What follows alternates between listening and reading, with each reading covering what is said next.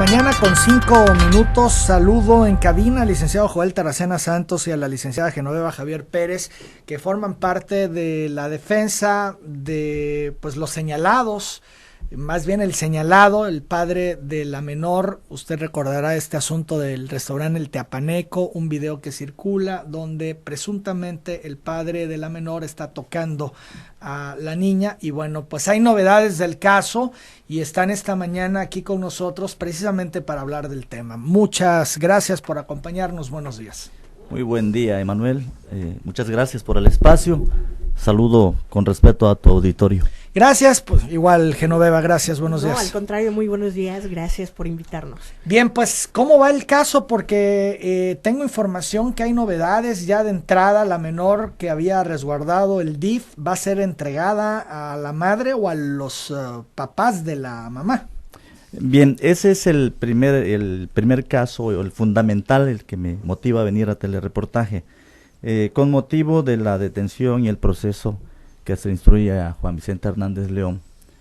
Se ordena una medida de protección para la menor por parte de la Fiscalía del Estado. Yo de entrada considero que la medida es innecesaria, porque quien sería su agresor se encuentra privado de su libertad, está detenido. ¿Cuál sería la lectura de la autoridad? ¿Que la madre sería cómplice del padre de Juan Vicente? Bueno, la lectura de la autoridad en ese momento probablemente haya sido eso. De hecho, en medios la Fiscalía ventiló que iniciaría una indagatoria en contra de la madre por el delito de omisión de cuidado. Posteriormente dijeron que la iban a iniciar por violencia familiar también. Y recientemente yo he escuchado que dicen que la van a declinar al Estado de México, a la ciudad de Toluca. Efectivamente iniciaron una averiguación por el delito de omisión de cuidado y violencia. Sin embargo, el hecho de que uno esté sujeto a investigación no hace nugatorio el derecho de padre. La única autoridad que tiene facultades para privar de la patria potestad y de la guardia y custodia a un menor es el juez de lo familiar. La Fiscalía puede pedir una medida de conservación, lo cual sería correcto, pero habría que ponderarse por qué se está pidiendo, qué estás protegiendo, cuál es la necesidad de salvaguardar ese derecho. Pero en el caso concreto no existe un elemento que impida o haga nugatorio el derecho de la madre, ni de su abuelo, ni de su círculo más cercano de estar con su familia. Pero ¿no era un riesgo que estuviera con la madre cuando pues había la presunción de este delito de omisión? En México prima el principio de presunción de inocencia. Todo mundo es inocente hasta que se demuestre lo contrario.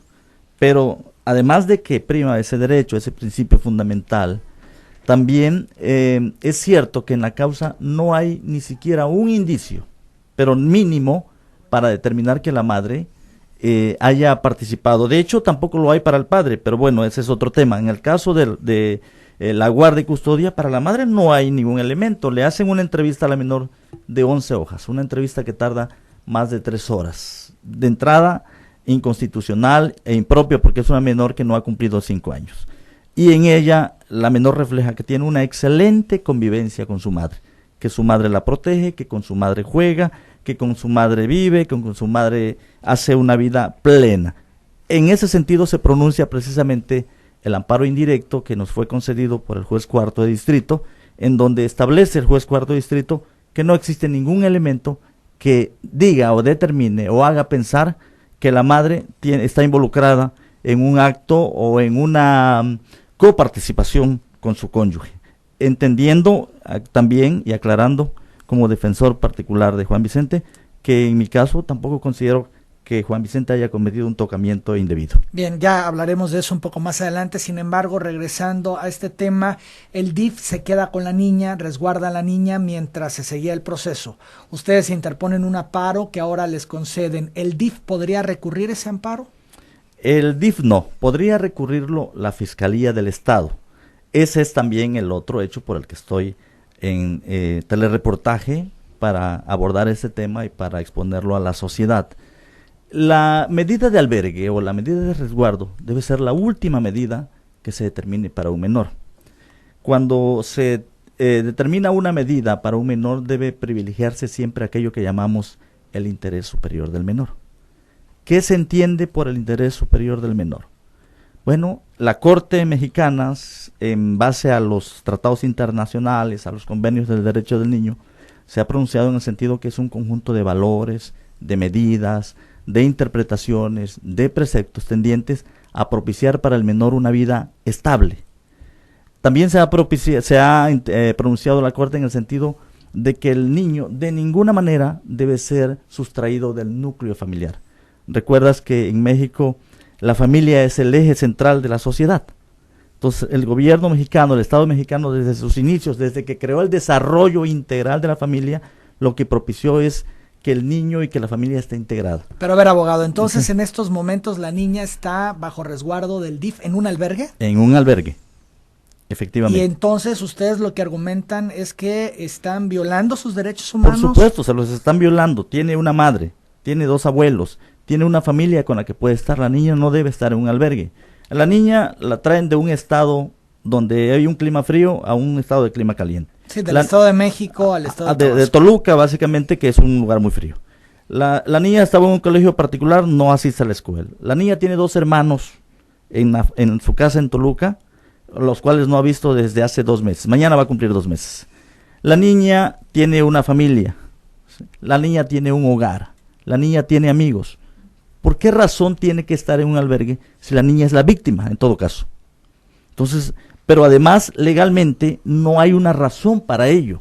La razón de una medida sería protegerla de su agresor. Su agresor está privado de la libertad, en el caso de que consideráramos que lo es. Entonces, la medida es inconstitucional. Lo dije yo como abogado en mi juicio de garantías, lo ratifica el juez 4º distrito en el juicio de amparo. ¿Sabes, abogado, qué hacía esta familia en Tabasco? Sí, porque por supuesto. bueno, estaban en eso, se ha comentado mucho, si son del Estado de México, si son de Toluca, ¿qué hacían en el Teapaneco comiendo? Bien, es una excelente pregunta. Creo y que, es algo que necesitamos era discernir. una de las dudas Claro. que mucha gente se hacía, esta pregunta se hacía, ¿qué hacían si son del Estado de México? ¿Tienen algún vínculo con tabasqueños ellos? Por supuesto. Mire, eso nos lleva a decir quién es Juan Vicente. Juan Vicente es un odontólogo estudiado, egresado de la UJAT, que por azares del destino se fue a estudiar a Toluca y a vivir a Toluca. ¿Es tabasqueño? Es tabasqueño, Juan Vicente es tabasqueño. Hizo una especialidad en maxilofacial. Era empleado del Seguro Social, era empleado de Pemex como trabajo externo y tenía su consultorio en el municipio de Toluca. Dices, era empleado, ¿por qué? Porque ya lo vetaron de su trabajo, le quitaron su empleo en Seguro Social, le quitaron su trabajo en PEM, no puede elaborar, todo eso está sancionado. Obviamente será materia de otras cuestiones, otros litigios más adelante, pero ahorita él está vetado de todo. Ustedes buscarán en su momento que lo restituyan, claro, le restituyan el trabajo. Será la segunda parte de nuestra defensa, digamos. Pero entonces pierde su trabajo por todo este asunto, por este video. Pierde su trabajo. Su esposa está aquí desde hace 2 meses porque a través del amparo logramos que la pudiera ver a su hija. Su hija estuvo 11 días sin ver a la familia y nosotros promovimos el juicio de garantías y logramos, por medio de una suspensión definitiva, que pudiera convivir 1 hora diaria. Y 1 hora diaria, ella a las 11 de la mañana se presenta en el albergue y está hasta las 12 del día. 1 hora acompañado de un psicólogo y un abogado del lado de ella. Bien, entonces regresemos. ¿Qué hacía Juan Vicente en Tabasco? Perdón. En el periodo de vacaciones de Semana Santa, Juan Vicente y su familia no habían venido a Tabasco por varios años. Entonces tienen la oportunidad de unos días aprovechar un periodo muy pequeño vacacional y entran en la disyuntiva de ir a Ixtapan de la Sal o venir a Tabasco. Y dice Juan Vicente, yo quiero ir a Tabasco, quiero ver a mi papá, quiero ver a mis hermanos, a los que tiene aquí en Tabasco. Y deciden venir aquí. Viene primero su esposa, se adelanta, y él por cuestión de su trabajo llega al siguiente día. El domingo 27 de marzo, si no estoy equivocado en la fecha, un familiar de aquí los invita a ir al restaurante El Teapaneco. Ese día ya se iban. Comida típica, muy sabrosa por cierto, y entonces entiendo, dijo, pues vamos a comer comida típica. Anduvieron comprando algunas artesanías primero, temprano, ya preparaban para su regreso y fueron a comer al Teapaneco y ahí fueron donde se hizo la filmación del tocamiento aquel sugestivo que lo lleva a proceso. Bien, vamos a una pausa y regresando, si les parece, hablamos del video que conmocionó, que generó todo tipo de reacciones y que mantiene en prisión, sujeto a un proceso, a Juan Vicente. Perfecto. Volvemos. La Secretaría de Educación aclara que es falso que la reforma educativa